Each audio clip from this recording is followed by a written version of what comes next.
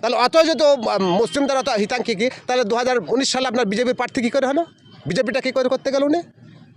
কালকে তো আবার আজকে এখান থেকে আর পয়সা কামানোর রাস্তা পাচ্ছে না, সেই জন্য আবার কাল থেকে বেরিয়ে পালাবার জন্য এটা বিলাকপিল করে বেড়াচ্ছে। উনি কেন করে বেড়াচ্ছে? কী জাতির কথা ভাবছে? জাতির শিক্ষা, স্বাস্থ্য, ফ্যাক্টরির কথা বলতে পারছে না।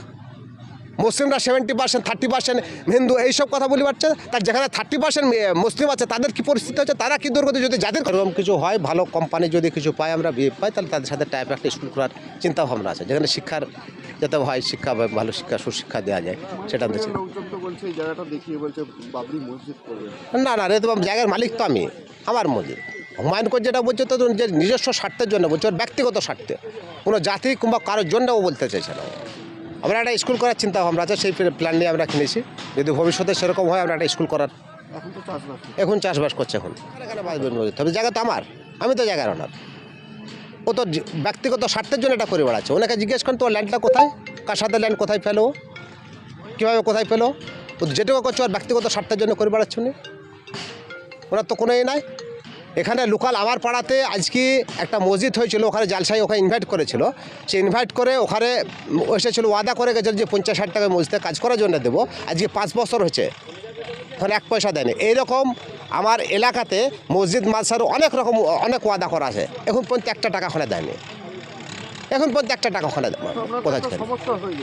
হ্যাঁ, সমস্যা হচ্ছে এখানে। এখানে আপনাদের মতো মিডিয়া আসছে, হাজার লোক আসছে, সমস্যার জন্য আমাকে এই জায়গাটা ঘেরতে বাধ্য হচ্ছে হবে। এখানে হাজার লোক এসে জিজ্ঞেস করছে যে এখানে মসজিদ হবে, এখানে মসজিদ হবে। এখানে মসজিদ কী দরকার আমাদের?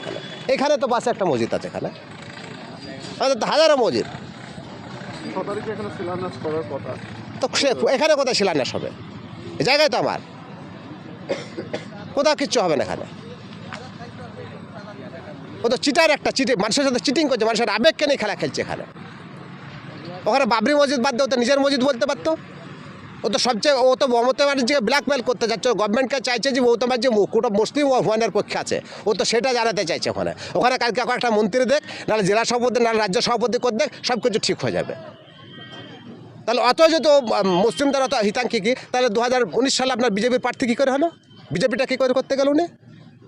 কালকে তো আবার আজকে এখান থেকে আর পয়সা কামানোর রাস্তা পাচ্ছে না, সেই জন্য আবার কাল থেকে বেরিয়ে পালাবার জন্য এটা বিলাকপিল করে বেড়াচ্ছে। উনি কেন করে বেড়াচ্ছে? কী জাতির কথা ভাবছে? জাতির শিক্ষা, স্বাস্থ্য, ফ্যাক্টরির কথা বলতে পারছে না। মুসলিমরা 70%, 30% হিন্দু, এইসব কথা বলে পারছে। তার যেখানে 30%